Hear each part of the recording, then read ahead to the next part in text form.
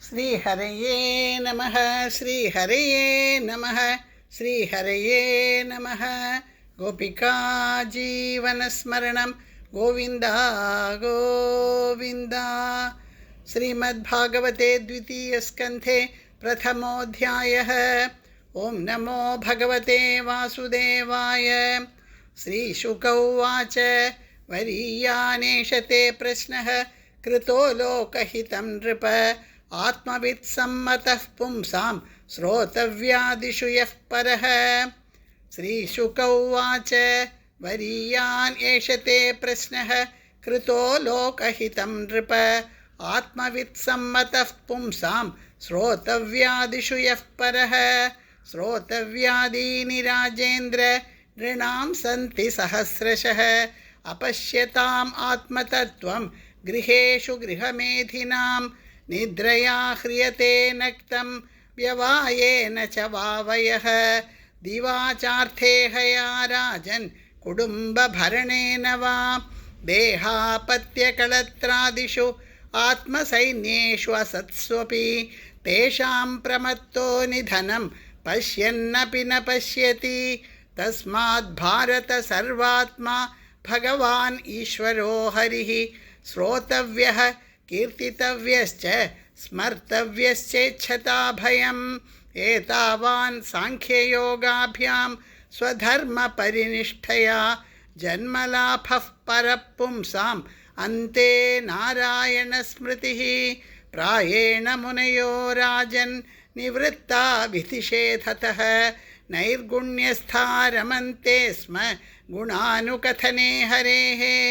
इदं भागवतं नाम पुराणं ब्रह्मसंहितम् अधीतवान् द्वापरादौ पितुर्द्वैपायनाद् अहम्। परिनिष्ठितोऽपि नैर्गुण्ये उत्तमश्लोकलीलया गृहीतचेता राजर्षे आख्यानं यदधीतवान् तदहं तेऽभिधास्यामि महापौरुषिको भवान्। यस्य श्रद्धदथाम् आशु स्यान्मुकुन्दे मतिः सती। एतन्निर्विद्यमानानाम् इच्छताम् अकुतो भयं योगिनां नृपनिर्नीतं हरेर्नामानुकीर्तनं। किं प्रमत्तस्य बहुभिः परोक्षैर्हायनैरिह वरं मुहूर्तं विदितं घटेत श्रेयसे यतः। खड्वाङ्गो नाम राजर्षिः ज्ञात्वेयत्ताम् इहायुषः मुहूर्तात् सर्वमुत्सृज्य गतवान् अभयं हरिं। तवाप्येतर्हि कौरव्य सप्ताहं जीवितावधिः उपकल्पय तत्सर्वं तावद्यत् साम्परायिकम्। अन्तकाले तु पुरुषः आगते गतसाध्वसः छिन्द्याद् असङ्गशस्त्रेण स्पृहां देहेऽनुये च तं। गृहात् प्रव्रजितो धीरः पुण्यतीर्थजलाप्लुतः शुचौ विविक्त आसीनः विधिवत् कल्पितासने। अभ्यसेन्मनसा शुद्धं त्रिवृद् ब्रह्माक्षरं परं मनो यच्छेज्जितश्वासः ब्रह्मबीजम् अविस्मरन्। नियच्छेद् विषयेभ्योक्षान् मनसा बुद्धिसारथिः मनः कर्मभिराक्षिप्तं शुभार्थे धारयेद्धिया तत्रैकावयवं ध्यायेत् अव्युच्छिन्नेन चेतसा।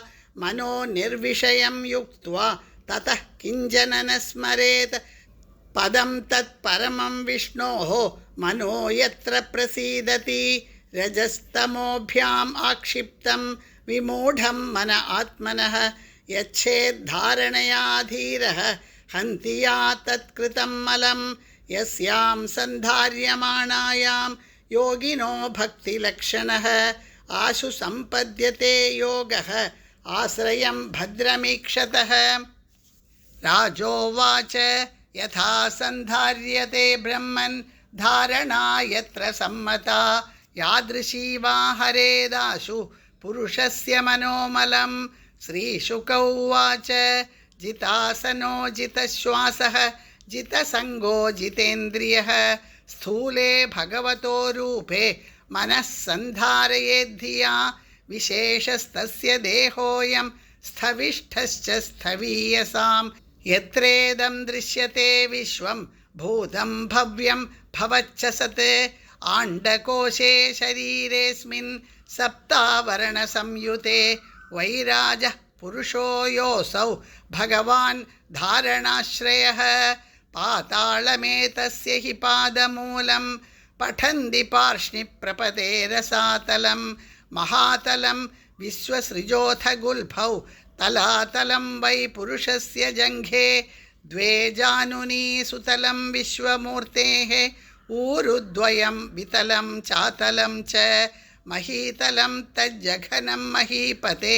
नभस्थलं नाभिसरो गृह्णन्ति उरस्थलं ज्योतिरनीकमस्य ग्रीवामहर्वदनं वैजनोऽस्य तपोरराटीं विदुरादिपुंसः सत्यं तु शीर्षाणि सहस्रशीर्ष्णः इन्द्रादयो बाहव आहुरुस्राः कर्णौ दिशः श्रोत्रममुष्य शब्दः नासत्यदस्रौ परमस्य नासे घ्राणोऽस्य गन्धो मुखमग्निरिद्धः द्यौरक्षिणी चक्षुरभूत्पतङ्गः पक्ष्माणि विष्णोरहनी उभे च तद्भ्रूविजृम्भः परमेष्ठिधिष्ण्यम् आपोऽस्य तालु रस एव जिह्वा छन्दांस्यनन्दस्य शिरो गृह्णन्ति दंष्ट्रायम स्नेहकलाद्विजानि हासो जनोन्मादकरी च माया दुरन्तसर्गो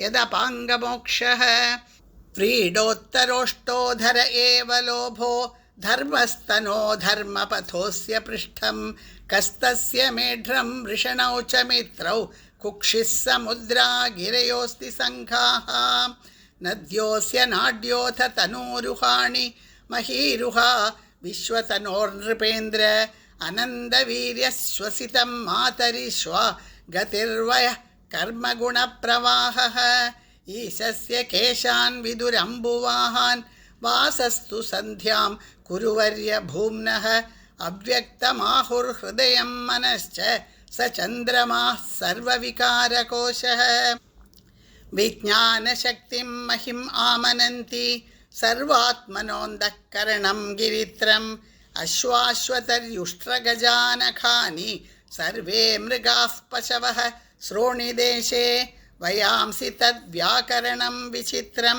मनुर्मनीषा मनुजो निवासः गन्धर्वविद्याधर चारणाप्सरः स्वरस्मृतिः असुरानीकवीर्यः ब्रह्माननं क्षत्रभुजो महात्मा विडूरुरङ्घ्रिश्रितकृष्णवर्णः नानाभिधाभिज्यगणोपपन्नः द्रव्यात्मकः कर्मवितानयोगः यानसावीश्वरविग्रहस्य यः सन्निवेशः कथितो मया ते सन्धार्यतेऽस्मिन् वपुषि स्थविष्ठे मनस्वबुद्ध्या न यतोऽस्ति किञ्चित् स सर्वधीवृत्यनुभूत सर्वः आत्मा यथा स्वप्नजनेक्षितैकः तं सत्यम् आनन्दनिधिं भजेत नान्यत्र सज्जेत् यत आत्मपातः स सर्वधीवृत्यनुभूत सर्वः आत्मा यथा स्वप्नजनेक्षितैकः तं सत्यम् आनन्दनिधिं भजेत नान्यत्र सज्जेत् यत आत्मपातः इति श्रीमद्भागवते महापुराणे पारमहंस्यां संहितायां द्वितीयस्कन्धे महापुरुषसंस्थानुवर्णने प्रथमोऽध्यायः। श्रीहरये नमः। श्रीहरये नमः। श्रीहरये नमः। गोपिका जीवनस्मरणं गोविन्द गोविन्द।